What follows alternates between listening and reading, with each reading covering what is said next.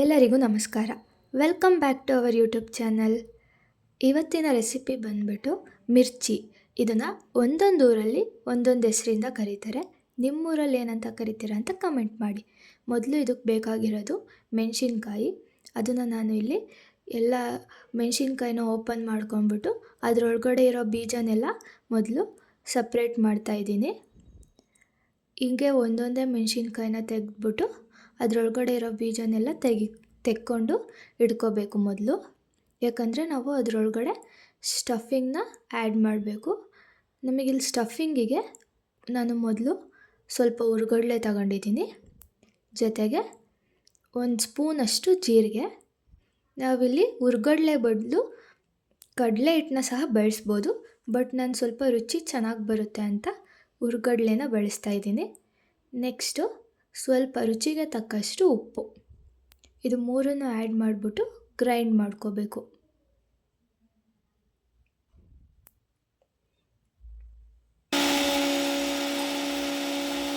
ನಾವಿದನ್ನು ಒಂದು fine powder ಆಗೋವರೆಗೂ ಗ್ರೈಂಡ್ ಮಾಡ್ಕೊತಿದ್ದೀನಿ. ನೋಡಿ, ಈ ರೀತಿಯಾಗಿ ಒಂದು ಫೈನ್ ಪೌಡರ್ ಆಗೋ ಥರ ನಾನು ಗ್ರೈಂಡ್ ಮಾಡ್ಕೊಂಡಿದ್ದೀನಿ. ನೆಕ್ಸ್ಟು ಈ ಸ್ಟಫಿಂಗ್ದು ನಮ್ಮ ಪೌಡರ್ ಇದೆಯಲ್ಲ, ಅದನ್ನು ನಾವು ಮೊದಲೇ ಬೇರೆ ಮಾಡಿರ್ತೀವಲ್ಲ ಬೀಜನ, ಮೆಣಸಿನ್ಕಾಯಿ ಬೀಜನೆಲ್ಲ ತೆಗೆದಿಟ್ಟಿರ್ತೀವಲ್ಲ, ಆ ಮೆಣಸಿನ್ಕಾಯಿ ಒಳಗಡೆ ಒಂದೊಂದನ್ನೇ ತೊಗೊಂಬಿಟ್ಟು ಈ ಸ್ಟಫಿಂಗ್ನ ಅದರೊಳಗಡೆ ಸೇರಿಸ್ತಾ ಇದ್ದೀನಿ. ಈ ರೀತಿ ಸ್ಟಫಿಂಗ್ ಮಾಡೋದ್ರಿಂದ ನಮಗೆ ಮೆಣಸಿನ್ಕಾಯಿ ತಿಂದಾಗ ಖಾರನೂ ಅನಿಸೋದಿಲ್ಲ ಮತ್ತು ಟೇಸ್ಟ್ ಸಹ ಚೆನ್ನಾಗಿರುತ್ತೆ. ಆದ್ದರಿಂದ ಈ ಥರ ಬೀಜ ತೆಗೆದ್ಬಿಟ್ಟು ಅದರೊಳಗಡೆ ಸ್ಟಫಿಂಗ್ನ ಆ್ಯಡ್ ಮಾಡ್ಕೊತಾ ಇದ್ದೀನಿ. ನೋಡಿ, ಈ ರೀತಿ ಒಂದೊಂದೇ ಮೆಣಸಿನ್ಕಾಯಿನ ಸ್ಟಫಿಂಗ್ ಮಾಡಿಬಿಟ್ಟು ಇಡ್ತಾ ಇದ್ದೀನಿ ಒಂದು ಕಡೆ.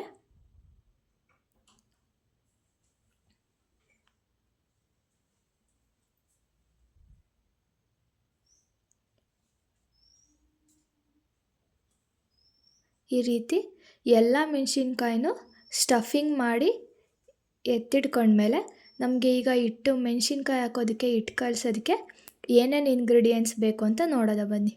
ಮೊದಲು ಇಲ್ಲಿ ಸ್ವಲ್ಪ ಹಿಂಗನ್ನ ಬಳಸ್ತಾ ಇದ್ದೀನಿ. ಅದ್ರ ಜೊತೆ ಸ್ವಲ್ಪ ಓಮ್ ಕಾಳು, ಇದನ್ನ ಅಜ್ವಾನ್ ಅಂತ ಸಹ ಅಂತಾರೆ. ಆಮೇಲೆ ಸ್ವಲ್ಪ ಜೀರಿಗೆ ಬಳಸ್ತಾ ಇದ್ದೀನಿ. ಆಮೇಲೆ ರುಚಿಗೆ ತಕ್ಕಷ್ಟು ಉಪ್ಪು.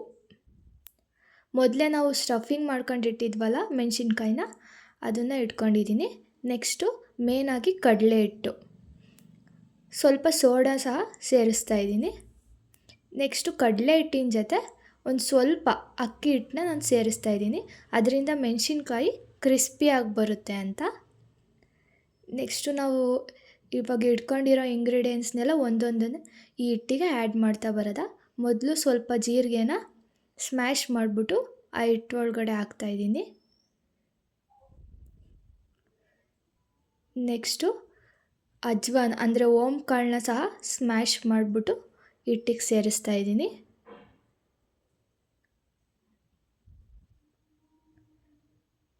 ಆಮೇಲೆ ಸ್ವಲ್ಪ ಹಿಂಗನ್ನ ಸೇರಿಸ್ತಾ ಇದ್ದೀನಿ. ರುಚಿಗೆ ತಕ್ಕಷ್ಟು ಎಷ್ಟು ನಮಗೆ ಬೇಕೋ ಅಷ್ಟು ಉಪ್ಪನ್ನ ಸೇರಿಸ್ಕೋಬೇಕು.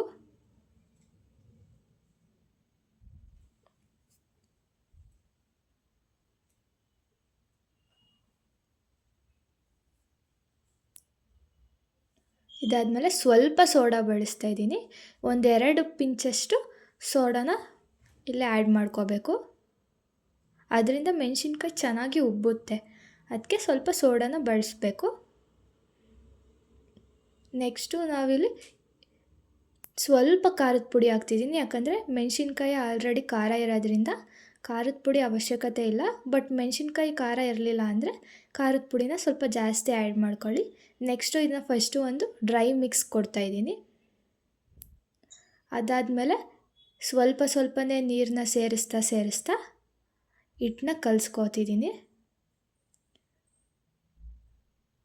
ಒಂದೇ ಸಲ ನೀರು ಹಾಕ್ಬಿಟ್ಟು ಕಲಿಸ್ಬಾರ್ದು, ಸ್ವಲ್ಪನೇ ಕಲಿಸ್ತಾ ನೀರನ್ನ ಆ್ಯಡ್ ಮಾಡ್ಕೋಬೇಕು. ಅದರಿಂದ ಹಿಟ್ಟು ಚೆನ್ನಾಗಿ ಬರುತ್ತೆ. ಆಮೇಲೆ ಗಂಟಾಗದೇ ಇರೋ ರೀತಿ ನೋಡಿಬಿಟ್ಟು ಹಿಟ್ಟನ್ನ ತೆಳ್ಳಗೆ ಕಲಿಸ್ಕೋಬೇಕು.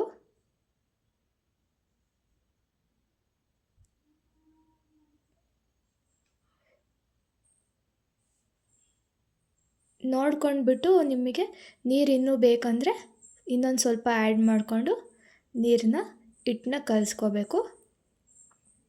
ಅದು ಒಂದು ಕನ್ಸಿಸ್ಟೆನ್ಸಿ ಅಂದರೆ ನಿಮಗೆ ಗೊತ್ತಾಗುತ್ತಲ್ಲ ಆ ರೀತಿ ಬಂದಿರಬೇಕು. ಈ ಕಡೆ ಫುಲ್ ತೆಳ್ಳಗೂ ಇರಬಾರ್ದು ಹಿಟ್ಟು, ಈ ಕಡೆ ಫುಲ್ ಗಟ್ಟಿಗೂ ಆಗಿರಬಾರ್ದು. ಅಂದರೆ ಚಪಾತಿ ಹಿಟ್ಟಿನ ಥರ ಆ ಥರನೂ ಜಾಸ್ತಿ ಗಟ್ಟಿಗೂ ಆಗಿರಬಾರ್ದು. ಆ ರೀತಿ ಒಂದು ಕನ್ಸಿಸ್ಟೆನ್ಸಿನ ನೋಡ್ಕೊಂಡ್ಬಿಟ್ಟು ನೀರು ಸೇರಿಸ್ತಾ ಇಲ್ಲಿ ಒಂದು ಹಿಟ್ಟನ್ನ ನಾವು ಕಲಿಸ್ಕೋಬೇಕು. ನೆಕ್ಸ್ಟು ಈಗ ನಾವು ಮೊದಲೇ ಸ್ಟಫಿಂಗ್ ಮಾಡಿ ಇಟ್ಕೊಂಡಿರ್ತಿದ್ವಲ್ಲ, ಈಗ ಕನ್ಸಿಸ್ಟೆನ್ಸಿ ಕರೆಕ್ಟಾಗಿದೆಯಾ ಅಂತ ಎಲ್ಲ ಚೆಕ್ ಮಾಡಿಬಿಟ್ಟು ಅದನ್ನ ಒಂದು ಸ್ವಲ್ಪ ಹೊತ್ತು ಮುಚ್ಚಿಡೋದ.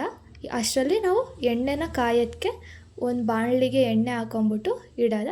ಅಲ್ಲಿವರೆಗೂ ಒಂದು 5-10 ಮಿನಿಟ್ಸ್ ಎಣ್ಣೆ ಕಾಯೋವರೆಗೂ ಹಿಟ್ಟನ್ನ ಮುಚ್ಚಿಟ್ಬಿಟ್ಟು ನೆಕ್ಸ್ಟು ಎಣ್ಣೆ ಕಾದಾದಮೇಲೆ 1 to 1.5 ಸ್ಪೂನಷ್ಟು ಕಾದಿರೋ ಎಣ್ಣೆನ ಹಿಟ್ಟಿಗೆ ನಾನು ಇಲ್ಲಿ ಸೇರಿಸ್ತಾ ಇದ್ದೀನಿ. ಅದರಿಂದ ಚೆನ್ನಾಗಿ ಬರುತ್ತೆ ಅಂತ ಈ ರೀತಿ ಕಾದಿರೋ ಎಣ್ಣೆನ 1 ಸ್ಪೂನ್ನ ಆ್ಯಡ್ ಮಾಡ್ಕೊಂಬಿಟ್ಟು ಈಗ ನಾವು ಸ್ಟಫಿಂಗ್ ಮಾಡಿಟ್ಟಿದ್ವಲ್ಲ ಮೆಣಸಿನ್ಕಾಯಿ, ಅದನ್ನು ಒಂದೊಂದನ್ನೇ ಈ ರೀತಿ ನಾವು ಮೆಣಸಿನ್ಕಾಯಿ ಹಿಟ್ಟು ಕಲಿಸೋದಕ್ಕಿಂತ ಅದನ್ನು ಯಾವ ರೀತಿ ಹಾಕ್ತೀವಿ ಅನ್ನೋದು ಇಂಪಾರ್ಟೆಂಟು. ಆದ್ದರಿಂದ ನೋಡಿ ಮಧ್ಯ ಮೆಣಸಿನ್ಕಾಯಿ ಕಾಣಿಸ್ಬೇಕು, ಆ ರೀತಿ ನಾವು ನೀಟಾಗಿ ಎದ್ಬಿಟ್ಟು ಹಾಕಬೇಕು. ಆ ಕಡೆ ಈ ಕಡೆ ಇಟ್ಟು ಬರೋ ಥರ ಮಧ್ಯ ಮೆಣಸಿನ್ಕಾಯಿ ಕಾಣೋ ಥರ ಇಲ್ಲಿ ನಾನು ಮೆಣಸಿನ್ಕಾಯಿನ ಒಂದೊಂದೇ ಹಿಟ್ಟಿಂದ ಎದ್ಬಿಟ್ಟು ಹಾಕ್ತಾಯಿದ್ದೀನಿ.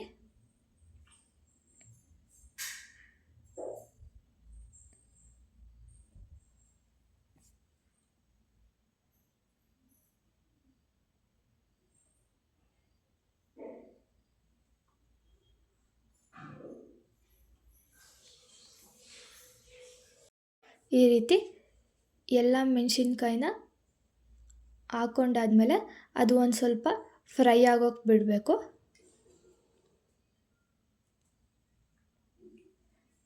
ಅದು ಒಂದು ಸ್ವಲ್ಪ ಬೆಂದಿದೆ ಅನಿಸಿದಾಗ ಅದನ್ನು ಮತ್ತೆ ತಿರುಗಿಬಿಟ್ಟು ಹಾಕ್ಕೊತಾ ಇದ್ದೀನಿ. ಈ ರೀತಿ ಒಂದೊಂದನ್ನೇ ಮಡಚಿಬಿಟ್ಟು ಹಾಕ್ಕೋಬೇಕು.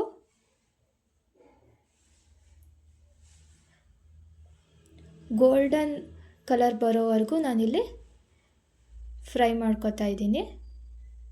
ಆವಾಗ ಕ್ರಿಸ್ಪಿಯಾಗಿರುತ್ತೆ ಮೆಣಸಿನ್ಕಾಯಿ. ನೀವು ಜಾಸ್ತಿ ಸಹ ಇದು ಮೇನ್ ಥಿಂಗ್ ಏನಪ್ಪ ಅಂದರೆ ಮೆಣಸಿನ್ಕಾಯಿ ಮಾಡುವಾಗ ಐ ಫ್ಲೇಮಲ್ಲಿ ಇಟ್ಕೋಬಾರ್ದು. ಲೋ ಫ್ಲೇಮು ಅಲ್ಲ ಐ ಫ್ಲೇಮು ಅಲ್ಲ, ಮೀಡಿಯಮ್ ಫ್ಲೇಮಲ್ಲಿ ಇಟ್ಬಿಟ್ಟು ಫ್ರೈ ಮಾಡಬೇಕು. ನಾವೇನಾದರೂ ಐ ಫ್ಲೇಮಲ್ಲಿ ಇಟ್ವಿ ಅಂತ ಅಂದರೆ ಅದು ಮೇಲ್ಗಡೆ ಅಷ್ಟೇ ಕಲರ್ ಬಂದಿರುತ್ತೆ, ಒಳಗಡೆ ಬೆಂದಿರಲ್ಲ, ನೀಟಾಗಿ ಹಿಟ್ಟಿನ ಥರನೇ ಇರುತ್ತೆ. ಆದ್ದರಿಂದ ಯಾವಾಗಲೂ ಫ್ಲೇಮ್ನ ಮೀಡಿಯಮ್ಮಾಗೆ ಇಟ್ಕೊಂಡ್ಬಿಟ್ಟು ಈ ಥರ ನಾವು ಫ್ರೈ ಮಾಡ್ಕೋಬೇಕು. ಈಗ ಒಂದು ಸೈಡ್ ನಮಗೆ ಬೆಂದಿದೆ ಅಂತ ಗೊತ್ತಾದ ತಕ್ಷಣ ಇನ್ನೊಂದು ಸೈಡ್ ಮಡಚಿಬಿಟ್ಟು ಹಾಕ್ಕೊಂಡಿದ್ದೀವಿ. ನೋಡಿ ಈ ರೀತಿ ಗೋಲ್ಡನ್ ಕಲರ್ ಆಗೋವರೆಗೂ ಚೆನ್ನಾಗಿ ಫ್ರೈ ಮಾಡ್ಕೊಂಡಿದ್ದೀವಿ.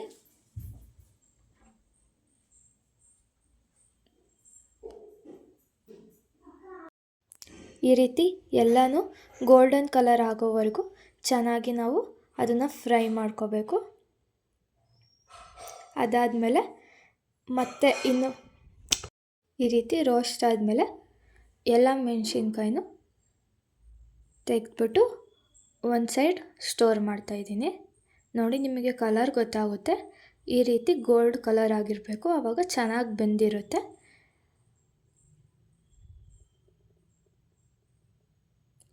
ಈಗ ಕ್ರಿಸ್ಪಿಯಾದ ಮೆಣಸಿನ್ಕಾಯಿ ಅಥವಾ ಬೋಂಡದ ಮೆಣಸಿನ್ಕಾಯಿ, ಇದನ್ನು ಬಜ್ಜಿ ಅಂತ ಸಹ ಎಷ್ಟೊಂದು ಕಡೆ ಕರೀತಾರೆ, ಅದು ರೆಡಿ ಆಯಿತು.